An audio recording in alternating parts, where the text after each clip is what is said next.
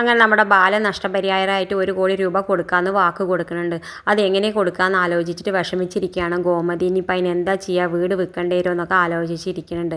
പിന്നെ കാണിക്കണത് എന്തായാലും നമ്മുടെ ആനന്ദ് ഉദയഭാനുവിനെ വിളിച്ച് പറയാണ്, ഇപ്പം നമ്മളെ ദേവി ഗോമതി സ്റ്റോറിലേക്ക് പണിക്ക് പോകുന്നുണ്ട്, അത് അവളെ എങ്ങനെയെങ്കിലും തടയണം, അല്ലെങ്കിൽ ഞാൻ ഇവിടെ വീട്ടുകാരോട് മുഴുവനും നിങ്ങളെ മാളിയും പറിച്ച് എല്ലാ സത്യങ്ങളും ഞാൻ അറിയിക്കും, അതുകൊണ്ട് നിങ്ങൾ അത് എങ്ങനെയെങ്കിലും അവളെ പോവാതിരിക്കാൻ നോക്കണം എന്നൊക്കെ പറഞ്ഞിട്ട് ആ സമയത്ത് നമ്മുടെ ഉദയഭാനു പറഞ്ഞിട്ട്, ആയിക്കോട്ടെ മോനെ, ഞാൻ എങ്ങനെയെങ്കിലും അവളെ പറഞ്ഞ് മനസ്സിലാക്കിക്കോളാം, നീ അവിവേകമൊന്നും കാണിക്കരുത്, ഞാൻ എങ്ങനെയെങ്കിലും അവളെ തടയാം, ഇനി അവളെ ഒരിക്കലും ഗോമതി സ്റ്റോറിലേക്ക് പോവില്ല എന്നൊക്കെ പറയുന്നുണ്ട്. പിന്നെ കാണിക്കുന്നത് എന്തായാലും നമ്മുടെ വലിയേട്ടൻ ബാലനായിട്ട് സംസാരിക്കുന്നത് മുഴുവനും നമ്മുടെ അച്യുതൻ കാണുന്നുണ്ട്.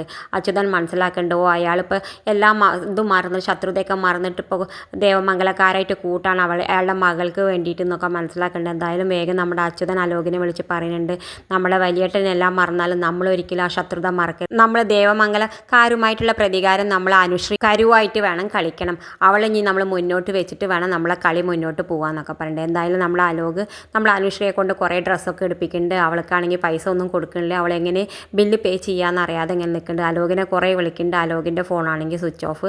നമ്മൾ അനുശ്രീ ആകെ കുടുങ്ങിയ അവസ്ഥയാണ്, ബില്ലൊക്കെ അടിക്കലും കഴിഞ്ഞു. ഇത് കാണിച്ചുകൊണ്ടാണ് ഇന്നത്തെ പ്രൊമോ അവസാനിക്കുന്നത്. ഇതുപോലെ പ്രൊമോ വിശേഷങ്ങൾ മുന്നിൽ എളുപ്പത്തിലെത്താൻ ഈ ചാനലൊന്ന് സബ്സ്ക്രൈബ് ചെയ്യാൻ മറക്കരുതേ.